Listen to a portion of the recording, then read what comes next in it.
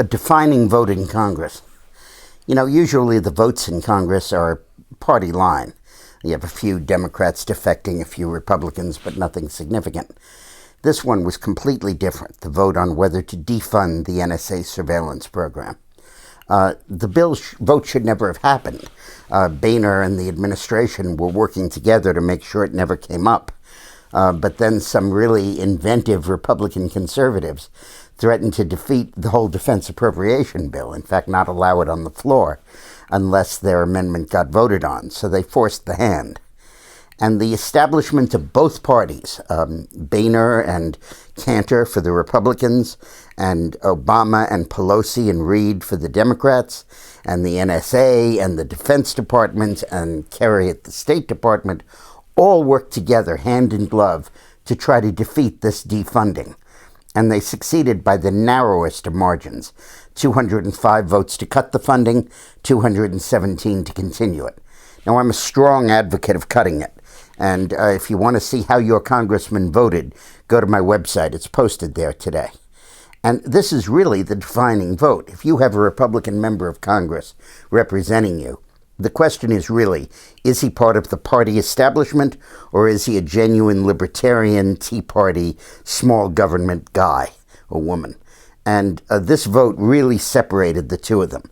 There were 90 Republicans that voted with the free market libertarian defunding the NSA, and there were 136 that voted to continue the funding. On the Democratic side, there were 111 who voted to cut off the funding, even though their president was working crazedly to continue it, and 80 that voted in favor of continuing it. But this really was, to me, a defining vote.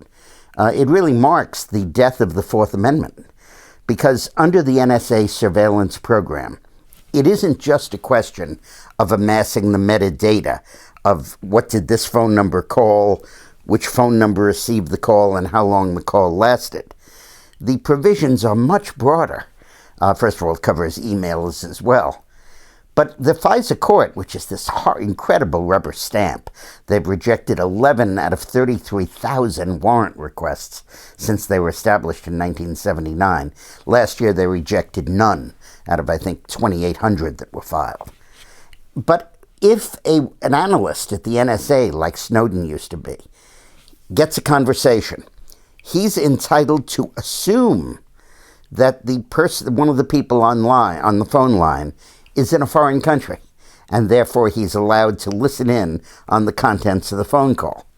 Now, if at some point it becomes clear to him that the guy is really in the United States, that both of them are in the U.S., and therefore he shouldn't listen to the call unless he gets a warrant from the FISA court, he has to hang up.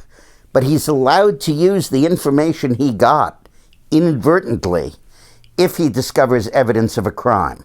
Not spying, not terrorism, not national security, a crime. Two guys planning to rob a liquor store would qualify. Well, where's the Fourth Amendment with that? Where's people being secure in their persons and homes against unreasonable searches and seizures without warrants? Now, I hope, and Senator Wyden of Oregon, a Democrat, but he's very good on this issue, says that he's going to lead an effort to try to reform the NSA practices. There are so many reforms that are necessary. You need to change the method of judges being appointed so that they're appointed by the intelligence committees of Congress. You need to have their proceedings largely public.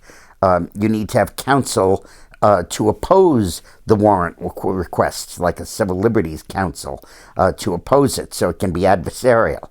There has to be all kinds of checks and balances to make this a viable operation that does not invade our privacy.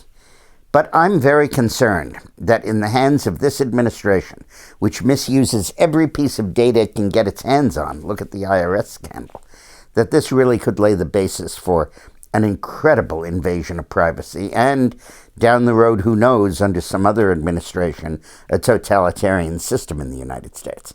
Very, very serious stuff. But thanks for listening.